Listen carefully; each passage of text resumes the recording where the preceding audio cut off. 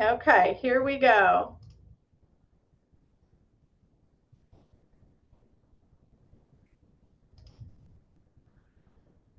Hold on one second. All right. Good afternoon, everyone, or good morning, I should say. My name is Dina, and I am one of the team here at Elderwerks Educational Services. Today's presentation of psychology of aging and quality of life is going to be presented by Chris, our Director of Education, and she'll do her own intro in just a moment. I want to remind everybody that we are recording this presentation, and it will be on our YouTube and on our Facebook page.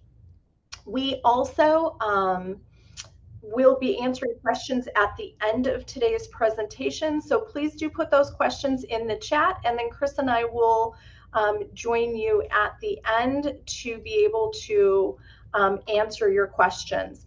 A friendly reminder, Elderwerks Educational Services is a non-for-profit that focuses on helping seniors with all aspects of aging, whether it's aging in their home and bringing in a private duty caregiver, or moving into a senior community, or educational opportunities. Elderwerks is your senior guidance counselor for all aspects of aging. We do have our Aging Better Expo coming up on August 14th at Stonegate Banquet Center in Hoffman Estates. And if you'd like more information on that, please let us know. Chris, I just want to let you know our screen is blank right now, so I wanted to see your presentation. Really? Isn't up. Yeah, your presentation isn't up right now. Oh, that's weird. Okay, can you see it now, Dina? Yes, it just came up. There we go. That was So weird. Okay. not a problem. I'm going to turn it over to you so you can do your introduction, and I know you're going to get rid of some little gray boxes, and then we'll Yes, go I from am. there. Thank All you. right. Thanks, Thanks, everyone. Dina. Hi, everyone, and thank you for joining us today. My name is Chris Petrik. I am the Director of Education. I'm a registered nurse and a dementia capable care specialist and a dementia reality master trainer. What that really says is I'm a nurse. I've been in healthcare for over 40 years, and I specialize in dementia care, education in dementia care, along with other geriatric topics and issues, problems. So welcome today to everyone. I am, just so you know, I am getting over that dreaded summer cold that I hear about. I haven't had one of these in years, but I traveled. So of course, you know how that goes when you travel, you might pick up something. So if I cough, I apologize. If I need to put a cough drop in my mouth, I apologize. I'm sipping fluids, but I'm here for you, and at least you're not in front of me, so that's a good thing. We have our Zoom shield on, so good. We're going to talk about psychology of aging and the quality of life, but before we do that, I'm going to get rid of all this here. Hold on one second.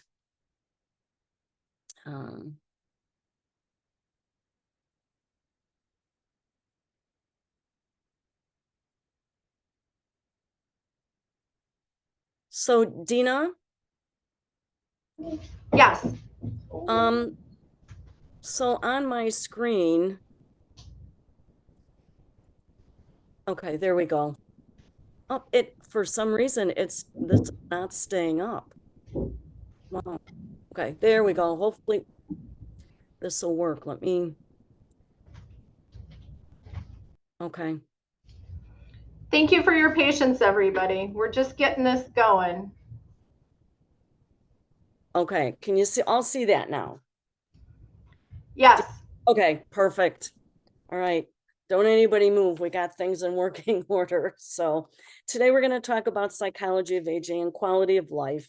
And really what we're going to talk about is really what is successful aging? And when I talk about successful aging, I don't want to say successful and set anybody up for failure, because success really is going to be defined by what you feel is successful. We'll talk about that. understanding the physical dynamics of aging and the psychological dynamics of aging, we're going to look at something called Erickson's stage of development and the impact it may have on older adults, and really what quality of life means for different people. And how, if we bring attitude and gratitude into our life, we can really stay young at heart. Even though our body may be aging, we can still stay young at heart. And then lastly, how to stay healthy as we age. So, I always like to put a little humor into our aging topics, because if you don't laugh about it, of course, you might cry. And of course, he's someone who's aged quite well. But, Sam says, I don't call it getting old. I call it outliving the warranty. And I like to think of it that way. We all have our little sayings about aging, I'm sure. And I laugh and tell people I'm on the off ramp. So, when I make decisions, it's like, well, where am I on that off ramp? And then we all kind of laugh. Just saying it as you got to have a sense of humor about it. So, are we successful at aging? Really, aging involves our continuing survival. But do we want to just survive in old age? We don't if we can help it. We know that people who have negative attitudes always will have more negative outcomes, and that negative outcomes are always associated with aging. We don't like to openly discuss age because it's our age. I'm very proud of the fact that I'm 71. I'm still working. I'm still active. I'm still, running around with my grandchildren. Do I have some health issues just like many other 71-year-olds? Yes, absolutely. But you learn to navigate those. Unfortunately, society categorizes us. And when we look at ageism, which is a whole different topic, this really continues those negative myths about aging. So what is successful aging? It's really being free of disability or disease. For some people, that's a little bit easier than others. You know that you have people that live to be 104 years old, and they ask you, what their key to a long life is. And, they'll tell you, I smoke a pack of cigarettes and I have a glass of whiskey every day. And you think, how did they make it to 104? And then you have another person who's really struggling in their 60s because they've got genetics hitting them in the backside of the head with high blood pressure, cardiovascular diseases, and things like that. So we all try to be successful by being free of disability or disease, or at least taking care of them. Having high cognitive and physical activities. And again, some of that genetics plays into that, but we do also have a hand in how we handle that and how we navigate those things to keep ourselves healthy. I think probably one of the biggest things we can do is continue to interact with others in very meaningful ways. And again, that's going to look different for everybody.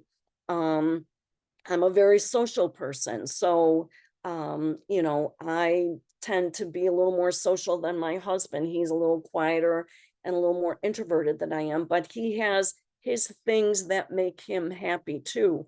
And so we all find what makes us happy, and we try to keep doing those things. And part of those is interacting with others in meaningful ways.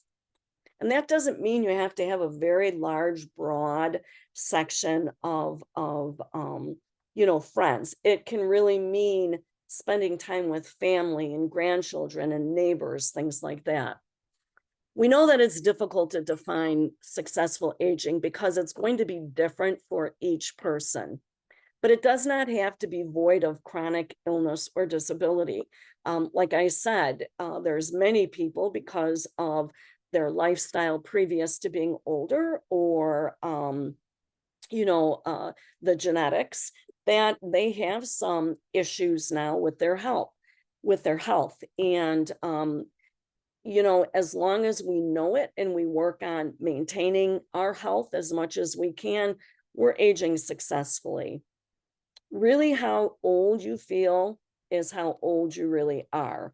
There's some days where I feel a lot older than 71, and there's some days that I feel that I'm younger than that. When you look at the diagram of successful aging, it really talks about minimizing the risk of disease and disability. So taking care of yourself, continuing engagement with life, and maintaining physical and cognitive function. So that's how they define it in the books. But again, it really looks at all of this. Now, I talked about that we would be looking at Maslow. If you've not heard of him, he was a psychologist back in the 50s who talked about this hierarchy of needs. If you took child development, human development in high school or or college, you may remember Maslow. What he said, we have to keep this in mind, is that there's this pyramid to what we call self-actualization, achieving one's full potential, okay? But before we can get to this pyramid on the top of it, we have to work our way through the rest of this. And if we look at the psychological needs down here, that's the very basic. That's food, water, warmth, rest. Having something to eat, having a roof over our head, being warm at night and during the day, and being able to sleep. Unfortunately, not only just people in general, but there's a lot of seniors out there who don't meet their psychological needs. Why? They may not have a social security that's able to keep them in housing. They may be the only one left in their family. There's a lot of different reasons why older adults' psychological needs are not met. And Dina works with the social service part of our organization, and she can vouch to the fact that we're seeing, especially after COVID, we have seen that increase, unfortunately, among our senior population. Once someone kind of graduates from this, they have their food, water, warmth, and rest, then we can meet these needs, security and safety. And again, that's maybe having a home, being able to lock yourself in at night so you feel safe. And once you have that safety and security needs met, then you go on to belonging and love needs. So having relationships with someone, having some friends, those are all your psychological needs. And then we move up here, prestige and feeling of accomplishment. We should all, as older adults, be really looking at this. Now, some people will say not everybody meets their self-actualization, but they all should feel that they've achieved something here. Doesn't mean that you have to be an attorney or you have to be a CEO of a company. Accomplishment and feeling of accomplishment can be, raising my 3 children and having, 7 wonderful grandchildren. It can be for me staying married to my husband for 47 years. It can be that I did use my nursing degree to the best of my ability. So for everyone, it's going to be different, and that's okay. And most people will hopefully make it to this, and then some make it to this. But my point is that if we don't make it here, we can't make it here. And if we want to successfully age, we have to be able to meet these needs down here. And again, for some people, that's going to be difficult. Excuse me again. We know that the psychology of aging also has, like I said, some biological factors and our genetics. Both my mom and my dad had high blood pressure. So I struggle with high blood pressure. I work on it every day. And as much as I work on it, I probably will always have it because I have 2 genes that are going to tell me that. But my job really is to make sure that it stays within normal. Some people have, a high risk for heart issues because both parents. So there's always the genetic or biological factors. Biological aging and psychological function really share a familiar connection, because how we age biologically is really going to affect our psychological outlook on everything. If I'm chronically ill and I'm not feeling good any day, then I'm going to have a harder time being happy 24/7. So they kind of go together. Having biological markers of dementia, such as plaque and tangles, does not necessarily mean that you have dementia. When we first started looking at Alzheimer's disease and we saw that it was caused by plaques and tangles, we started saying, okay, that's where this is Alzheimer's. But as they have done more studies, what they are seeing is that people as young as their 20s and 30s can have these plaques and tangles. And it doesn't mean that they have dementia or they're going to have dementia. We just know, and they're doing research every day. And my partner went to a lecture last night from Alzheimer's Association, because there's some new things around the corner for Alzheimer's disease that hopefully we'll be able to share with you, about finding these plaques and tangles and these markers early and what that really means and the new medications that are out. But if I want to age successfully, I had a mother that passed away. It'll be 6 years this year from Alzheimer's disease. And we know that cardiovascular issues, things like high blood pressure, heart problems, really lend itself to a higher risk of dementia. So for me, my successful aging means that I have to take care of these things so I don't end up getting Alzheimer's disease. So again, it's going to look different for everybody. New research supports complex ways our brain changes with age, which is different from younger people. And again, the research they're doing on the brain is phenomenal. And I just actually, let me see if I can pull this. Well, I just pulled this off the web the other day because, we always thought that cardiovascular had a factor in dementia. And in this new research, they're saying cardiovascular health is a major risk for dementia. So if we know that, then we can start working on it. We need to take care of this ourselves. It really starts with us, and that's successful aging. If you just throw your hands up and say, well, I have this, I'm just gonna, sit in my home and brood about it, you're not going to successfully age. So we have to think about what we can do. One of the things is we need to seek out role models for successful aging. And a role model for each one of you is going to be different. Back when the Beatles were popular and I was a young teenager, I have always want to go for the bad boy, and so Mick Jagger and the Rolling Stones was my idol instead of the Beatles.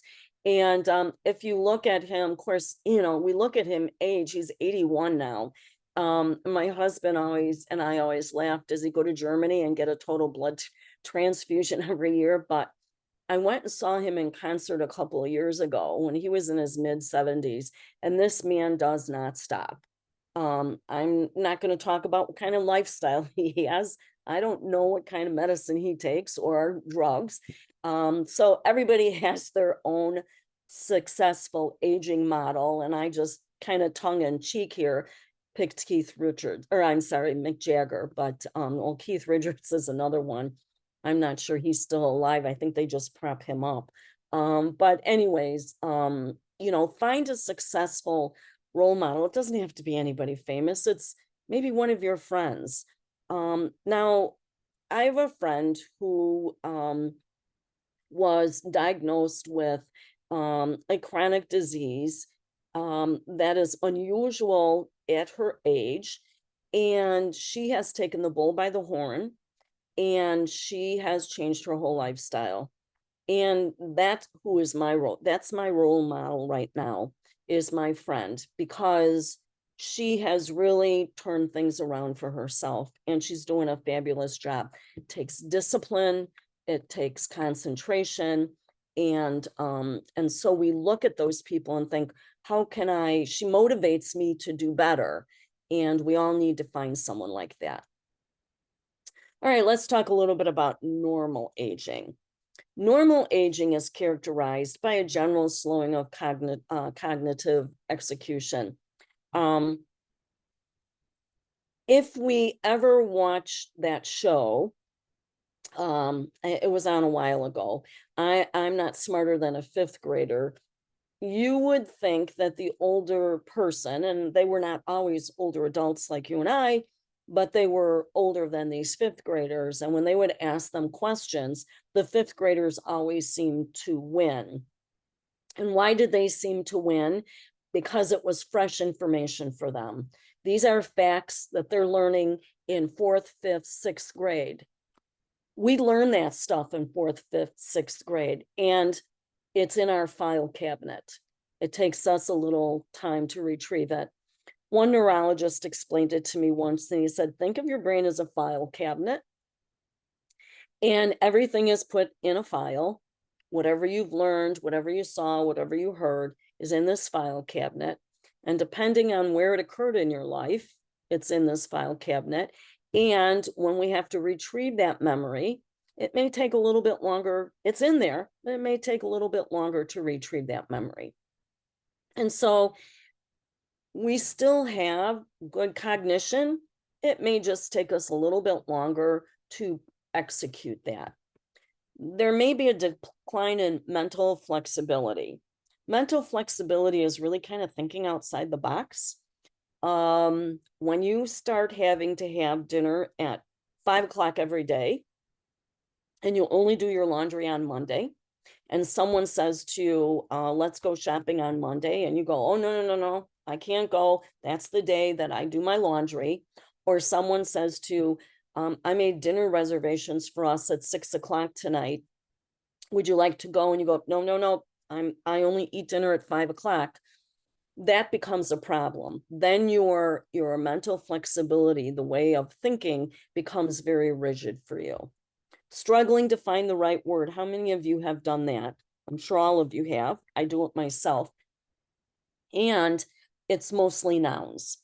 What is okay about that is we usually retrieve that information in an appropriate amount of time. It's when we look at something and call a refrigerator a shoe, or we call a chair a bed, and we're not able to identify that we did that wrong, then that becomes a problem. We do see a slight decrease in short-term memory. That's pretty normal. There's times where I think, did I already do that? Yep, everybody does that. It's okay. We also are very good about current events. And in fact, we can really hold our own with a younger person when we're talking about historical facts or mathematical facts or world history, because we retain that information. Again, just maybe a little bit longer to retrieve it. We should all, if we're aging normally, have our independence in our ADLs and our IADLs. And if you don't know what that is, ADLs is activities of daily living, and IADLs is independent activities of daily living. What's the difference between an IADL and an ADL? An IADL are things that you do to keep yourself independent. You clean your house, or you hire a housekeeper, it's got to be done. You can go to the store and get groceries. You can pay your own bills. You can go to the bank. You do things that every human does to keep themselves independent. That's our IADLs. And those with dementia starting to occur are one of the first, we'll lose that first. The second thing is our activities of daily living, and think of those as our personal hygiene and well-being. Feeding yourself, cooking goes into IADLs, but feeding yourself, dressing yourself, bathing yourself, changing your underwear, those are all activities of daily living.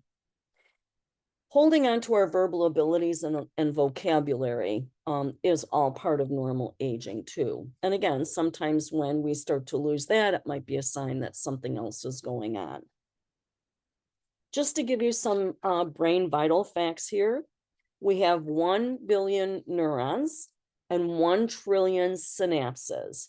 Neurons and synapses are essential to the function of everything we do in our body.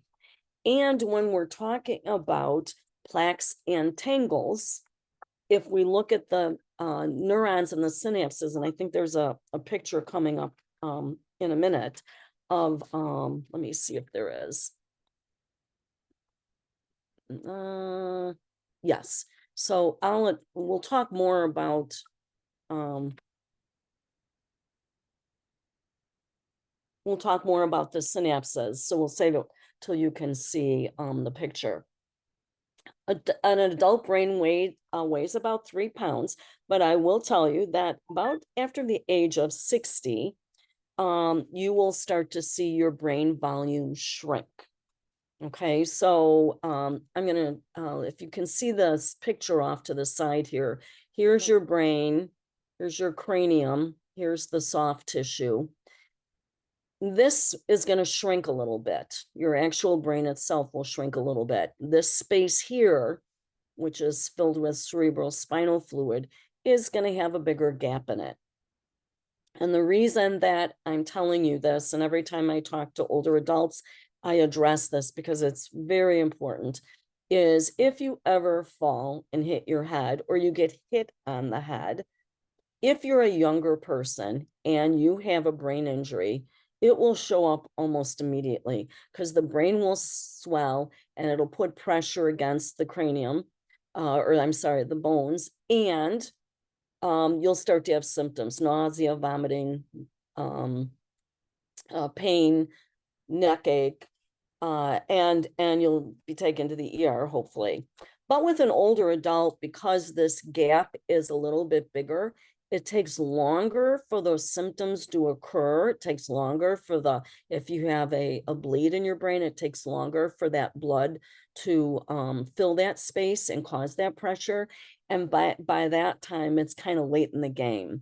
So when we talk about the brain shrinking a little bit every year, anybody who hits their head, falls and hits their head, gets hit on the head, should really be evaluated to make sure that you don't have a brain bleed, because you don't want it to get far enough that they can't do something about it. Okay, the brain does a lot. It controls many aspects of thinking: remembering, planning, organizing, making decisions, and concentration. And if we look at each one of these lobes, and this is a class in itself, I do a whole program on brain function. We talk about what each lobe of the brain does and what happens when those lobes get injured. But each lobe of the brain has specific duties that it performs. We see that there are changes in the brain as we get older, and those things are: 1, shrinking about a pound over time. We also see that the communication between the neurons are reduced because of maybe the plaques and the tangles. We see blood flow to the brain decrease, and we also see inflammation of the brain. When they look at a person's brain with Alzheimer's disease, there's almost always inflammation in the brain. And so one of the things that we can do, and we'll talk about this in a bit, is trying to keep our brain healthy by exercising that brain and keeping the inflammation in our brain down, which means keeping the inflammation in our body down. So we talk about the neurons in our brain. They're very, very important. But like anything else in our body, there is the use it or lose it theory. So how do we keep it moving? How do we keep those neurons and synapses moving? By learning and performing new activities. That increases the connections. Every time that you do something different, you're creating a new synapse between those neurons. Performing activities repetitively really enforces those connections. So, performing, maybe if you can get out and play pickleball, or if you can get into a book club, if you're doing a crossword puzzle or a jigsaw puzzle, those are exercising the brain. And when you repeatedly do that, it reinforces those connections, because you want these ends to connect to another. This is a neuron here, and you want these ends, the synapses, to connect with another synapse of another neuron. That's what makes our body think, make decisions, move. Anything that we do is part of what our neurons and our synapses are doing. We know that there's wear and tear on the neurons as we age, and that's depicted by these little things here. And age presents a decrease in the amount of white matter and functioning of the mitochondria. And the mitochondria is an important part of our body everywhere, and that really helps the brain work. We also know that there's various medical, such as things like dementia, Alzheimer's disease, high blood pressure, cardiovascular, having a respiratory, chronic respiratory, anything that we have that is chronic or genetic is going to cause issues in our body, can cause issues in our brain. Environmental and lifestyle factors can influence in cellular functioning. One example of that is they did a study of farmers, and they found that farmers have a higher rate of Parkinson's disease than their counterparts who are not farmers.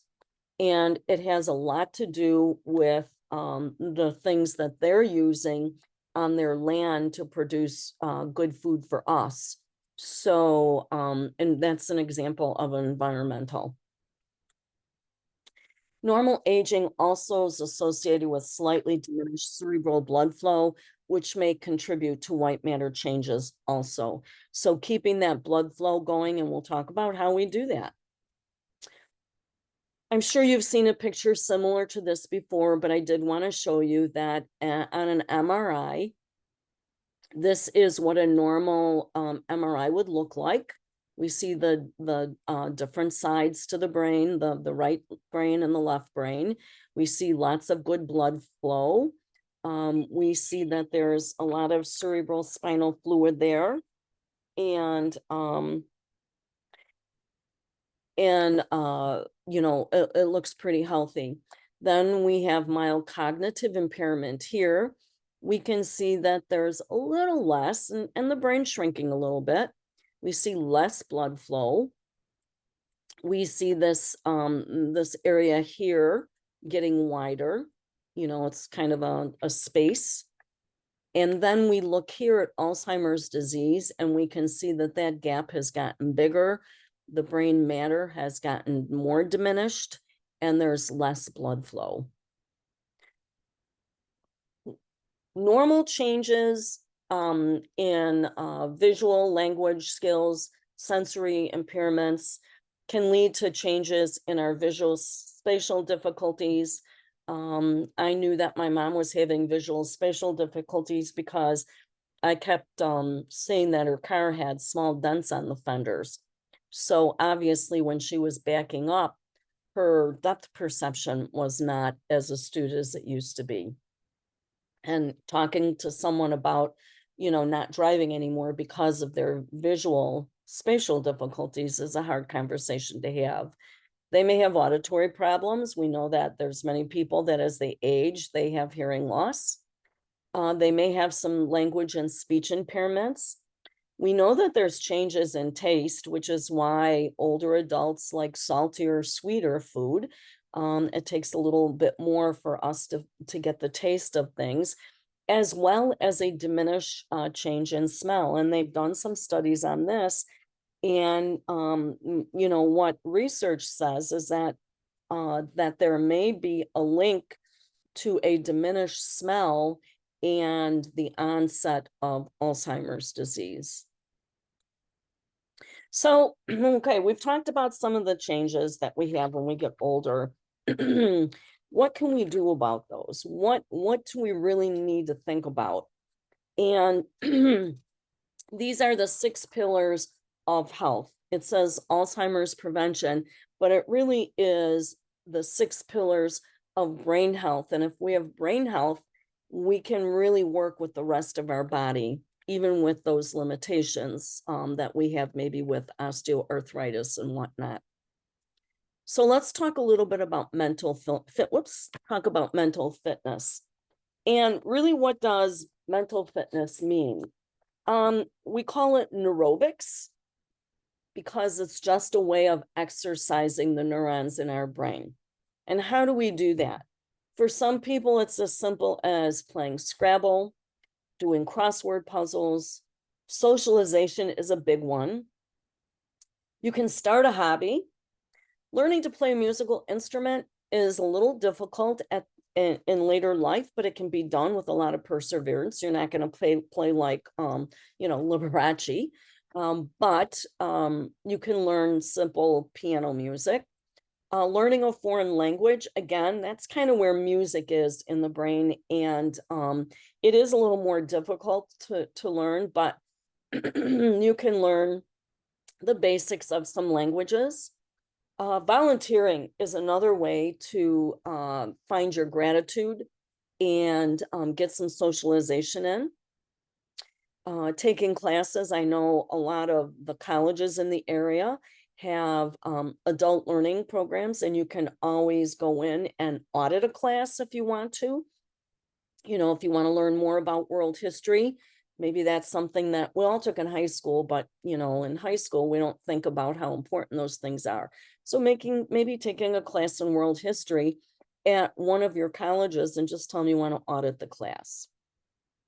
There's a lot of different things that people can do. Now, if you've been with me before, you've seen this, but this is a 2-minute test.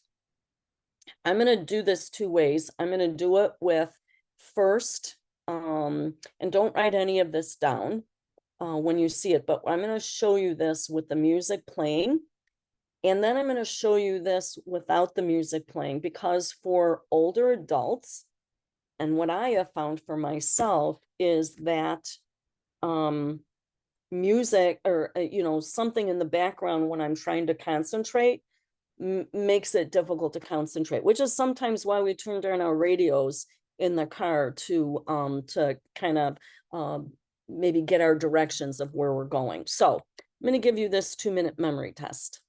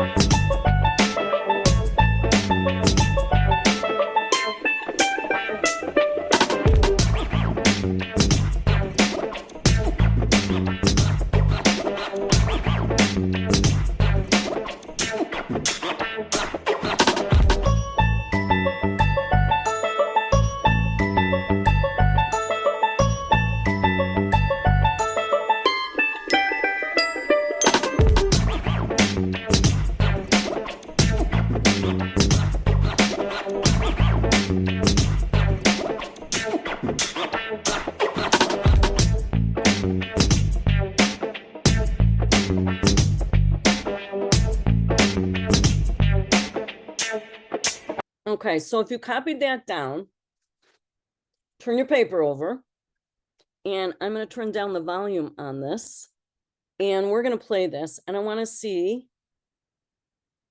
if you got more right the first time. Don't cheat on this, but sometimes the sound, as we get older, we find that to multitask or things will cause us not to concentrate. So here we go. Just listen, watch the prompts on the video.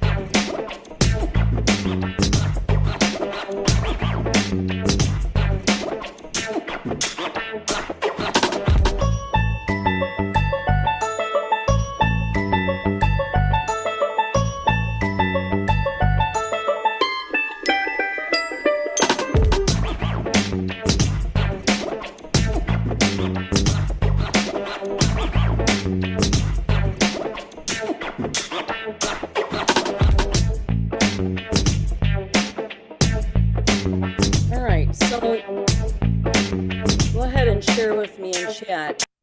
Did you do better on the first one or the second one? Did it make a difference that the music was off?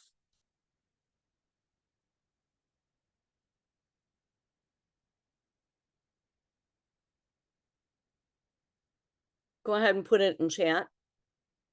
Better on second? Mary, I'm sorry, your music wasn't off. That's weird. Okay. For also Teresa. Well, then our things are going to be skewed. I'm sorry. Okay. I turned it on. I turned the volume down. So anyways, I'm going to get rid of this a minute. We'll go back to our,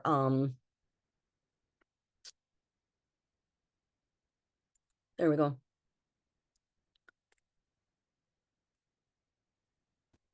Okay. So let's move on. I apologize that it didn't work for everybody there. All right. Let's talk about a healthy diet. That's probably one of the hardest things to do is think about a healthy diet. Think about this, 60% of your brain is fat. Half of that fat is omega-3. So we have to feed our brain. My husband just showed me an article yesterday, and they said if you're going to add or keep one thing in your diet, keep salmon in your diet. It is rich in omega-3s. Any fatty fish, particularly salmon, is rich in fatty 3s or omega-3s, and that builds brain and nerve cells, which is essential for learning and memory. Research shows that omega-3 may slow mental decline, such as Alzheimer's disease. Also, a decline in omega-3 is related to reading impairments and depression. Now, the good news is, this week at least, or I should say this year, is coffee has been proven to improve alertness. Anybody who drinks coffee in the morning like I do knows that that is true. but it also blocks the release of a chemical that makes you sleepy. That's why sometimes in the middle of the afternoon, I need a little cup of coffee to get me going. Coffee improves mood. It releases that feel-good neurotransmitter called serotonin. It also improves concentration. Long-term intake is related to a decreased risk of neurodisease, such as Parkinson's disease and Alzheimer's disease. Now, blueberries. Any blueberry and other deep berries, deeply colored berries, are packed with a chemical, and this chemical is an anti-inflammatory and an antioxidant. Remember, if you keep the inflammation in your body down, it'll keep the inflammation in your brain down. The other one, the other two, I should say, that work good on inflammation is turmeric and curcumin. Curcumin is a byproduct of turmeric, and it may benefit memory, ease depression, boost serotonin, and dopamine. I was just told by my functional medicine doctor to take turmeric and curcumin together. I didn't know that you could, but they said, yes, take both of them. Broccoli. I wish I loved broccoli. Unfortunately, my husband and neither one of us like broccoli, so I don't think it's ever even been in the house, which is kind of sad because it's a powerful plant. There's a lot of vitamin K. That's a fat-soluble vitamin, which is important in developing brain cells to prevent inflammation. Pumpkin seeds, that has a host of antioxidants. Eggs helps you with your vitamin B6 and B12. So there are a lot of foods out there. If you look up important foods for drinks, food and drinks for brain power, this list goes on and on. There's a lot of options on there for you. So really, it's important. One thing that I want to mention is chocolate, but it can't be just any chocolate. You can't go in and get a Hershey bar. I'm sorry. You have to get dark chocolate because it has flavonoids in them, which helps part of the brain that works on memory. And it's also a mood booster. Usually my husband and I start looking for chocolate about 7 o'clock at night. Actually, we had, that's important. I shouldn't tell you that we do that because, there's a lot to be said about, weight management and not eating after a certain hour at night, but we all have our little vices and chocolate's one of them. So, all right, let's talk about physical exercise. Physical exercise is extremely important. We know that it helps our body, it helps our joints, our bones, our ligaments, but it also helps our brain power. Exercise is good for your body and your brain. Here's what happens to your brain when you exercise. Your heart rate speeds up and your body starts to work hard. Your brain recognizes these responses as stressors and responds by releasing chemicals that protect you from stress. BDNF and endorphins. BDNF repairs and protects your memory neurons and clears your mind so you can make good decisions. Exercise also increases blood flow to the brain, improving brain cell activity and focus. Increased oxygen in the brain as a result of increased blood flow creates new cells in the parts of your brain that control learning and memory. Endorphins help reduce discomfort, block feelings of pain, and cause pleasure. These feelings can last for hours after you have finished exercising, which is why you feel happier, more relaxed, and less stressed after a workout. Regular exercise over a long period of time can help protect you from anxiety and depression, increase brain cell function, improve your memory, and may help prevent many diseases. Regular exercise may also improve your self-esteem as you feel more confident about your looks and what you can do. The Centers for Disease Control and Prevention recommends that adults get at least 150 minutes of exercise per week. Just 30 minutes a day of walking, moving around, or even dancing can build a stronger, healthier brain. So there's lots of ways to exercise. You don't have to join a gym. Walking is probably one of the best exercises. Yoga is a good exercise, chair yoga. Elderwerks has a exercise program that you can join for free, and it's all done on Zoom. We have quite a few people that are engaged in that, and they've seen results in how they feel and look because of the exercise they're doing. It's low impact. So find a way to exercise. Because of some joint issues, it's difficult for me to take long walks like I used to be able to. So what my husband and I try to do is we try to take 2 walks a day, 15 minutes apiece. And, you know, there was a lot of talk about doing 10,000 steps a day, and that was the right amount of walking. And they did another study on that, and they said someone made that up, that's not really true, that really about 6,000 steps, you can get 6,000 steps in, you're doing good. But if you can't get those steps in, and you don't have to walk to get those steps, you can sit in a chair and bring your feet up and down.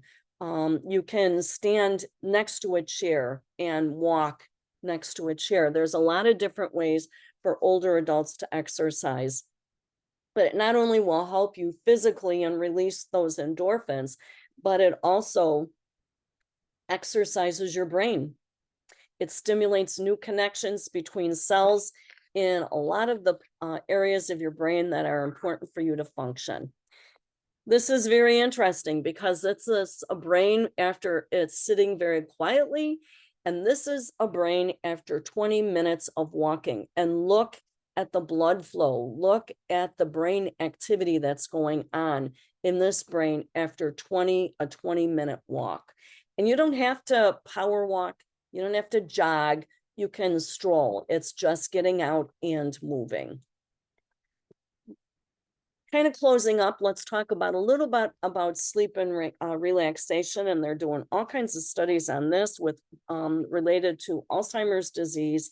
And we know that sleep is very important. It changes, you see changes in the gray matter, and it also reduces the, I'm sorry, I'm doing sleep and relaxation. I'm talking about mindful meditation and not sleep. We know that it changes the gray matter volume in the brain, and sort of sleep, but mindful meditation actually reduce the activity. There's a part of your brain that is the me center, and it's all about me. And we see that decrease when people do mindful meditation. It really enhances the connectivity between the brain regions, between the frontal lobe, the temporal lobe, and it really frees the brain from anxiety, anger, and toxic thoughts. What's nice about mindful meditation is that it can be done anywhere, and it can be done in small 5-minute segments. It's just breathing in through your nose, out through your mouth, centering your brain, centering your, you know, yourself, and giving yourself some positive affirmations and taking that time for yourself. Sleep is important too, and for some reason it got skipped in these slides, and I don't know why. Let's go back to, must have got missed, and I'm sorry, but let's talk about sleep. Sleep, you need about 7 to 8 hours of sleep. And I know for some people that's very hard. There are reasons that as people get older, there's some sleep disturbances. We see more sleep disturbances in people with dementia, particularly Alzheimer's disease, Lewy bodies. But we know that in older adults, sometimes sleep can come very difficult. It's important. Some of the things that you can do is look at your sleep hygiene. And by sleep hygiene, I'm asking you, are you getting enough fluids during the day and not just coffee? Are you getting enough water during the day?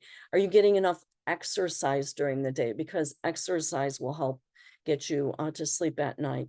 Exercise too close to sleep time sometimes will decrease your sleep. You'll become more alert and awake. So look at maybe exercising earlier during the day. If you're a napper, take your nap early in the day. Napping after 3, don't do it, because you'll find that you'll have a harder time sleeping at night. Get rid of the blue screens in your room. Get rid of your TVs. Make sure that your room is cooler. and you may need some white noise. There's a lot of things. If you just pull up sleep hygiene, it'll give you some good ideas. Mindful meditation right before you go to bed. For some people, praying before they go to bed is a way to kind of get yourself relaxed and sleep.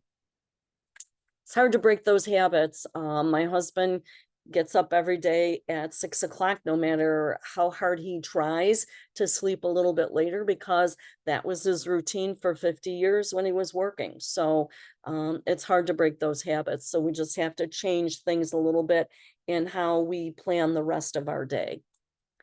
Social interaction, very, very important. Whether it be on Zoom, whether you get into a book club, you go to the library, you go to the senior center, you get together. We have a wonderful book club on Tuesday mornings that, they usually run it about 4 weeks or 5 weeks. I'm not sure, Dina would know, and with one book, and then they change the book. And they've been through several books now. And we have quite a following in our book club. Same with our exercises. We have people that really look. This is another way to become engaged, is coming to any of our programs here or going out and being social. We have opportunities at our community center, at our Elderwerks Center, and you can go to a lot of different places and find volunteer opportunities. So you may want to consider doing that. Everybody has their own way of aging, and what Sophia Loren said is there is a fountain of youth, and it's your mind, your talents, the creativity you bring to your life, and the lives of people you love. When you learn to tap this source, you will truly have defeated age. And when I went online to pick out a picture of Sophia Loren, I particularly looked for one as an older adult. She's a beautiful woman. And even though she has aged, and you can see by this picture, she has aged, you can still see the grace in her soul. You can still see that she is a beautiful woman. So when we talk about aging successfully, we really are looking at what's going to work for you. I've given you some ideas. We've talked about what normal aging is and what we can do to make things better. So good luck to everybody. I will open it up to any questions and give it back to Dina. Chris, amazing as always. Thank you. I've done that test with you before, and it's interesting to see if we do it in the morning versus the afternoon, how well I do on that test. Yeah. I'm sorry the music didn't work, but that was kind of my own experiment. I did it myself, and I got more when the music wasn't playing. And it's interesting because I listen to music all the time, but when I was really concentrating on, did I see a bus? Did I see a question mark? I've done it so many times, I know that what's there now, so I can't even guess. It's like a question mark, a bus with a piece. Right. But yeah, it for me, it made a difference. And I think it's because as I get older, it's more difficult to concentrate. So what I have to do, even when I'm talking to people, even my husband, when we're having a conversation that has some serious outcomes, I have to really stop and listen to what he's saying, because otherwise I may not catch everything. And that's just a normal part of aging. It's okay. I find when I'm having those conversations, and Chris, you know this from working with me, I almost always have a notepad and a pen in front of me, and I'm not writing down the whole conversation, but I might write down a key word. And for me, it's that key word makes it stick in my memory. And as I age, I find that I'm doing that more and more. But that's awesome. One of the comments in the chat is that, Carol, thank you for sharing this. A lot of the schools will do this, but Harper College offers free tuition if there's space available in classes for individuals that are over 65. And it's normally within a certain period of time right before that class happens. For Harper, it looks like it's 3 days. I know some of the other colleges are, a full week ahead of time, or if the class is started, and there's still room in it, they'll let seniors or older adults go in. Right. They also had, because I worked there for many years, but and I don't know if they still have it, but they had the Lifelong Learning Institute, which is geared for older adults. I think they pay a fee, but it's nominal. And then they used to have lectures, and maybe it went to the wayside during COVID, or it went to Zoom. But look at Harper and look at your other, and lifelong learning would probably be in your community education, not in your credit. I also know that, oh gosh, what's the college that's out here? Can't think of it right now. But they all, there's a 4-year college that also has an adult learning program that you can go. Most of our colleges now, whether they're 2-year or 4-year, have adult learning, Yeah. and older adult learning. Mhm. And I think that that's awesome. And Yeah. a lot of them can do virtual, which is nice for, as you said, summer colds. Right. Right. And but also getting into the classroom and meeting other people when you can is a good way to socialize too. So I know my library is another place. I live in Rolling Meadows, and I think I missed it because I was out of town. But they were having an independent coloring class, and coloring lowers your blood pressure. And I like coloring. I have my own coloring books, and I thought I'm going to go over there. It was in the evening, and I thought I'm going to go over there. And my husband was like, "But you could color at home." And I said, "Yeah, but I might meet someone there. I might be able to look at someone else's artwork. It's kind of fun just to be in a group, Even if I don't talk to anybody, I'm still sitting next to someone I don't know, and it's new and different." So And a lot of our senior centers that are in different towns and villages and cities, our senior centers have some of those group activities like the coloring, or different programs that stimulate the mind and create engagement and fight that isolation. One of the things that Elderwerks has just started, and hasn't really been fully released yet, is we're doing a Stitches for Seniors program.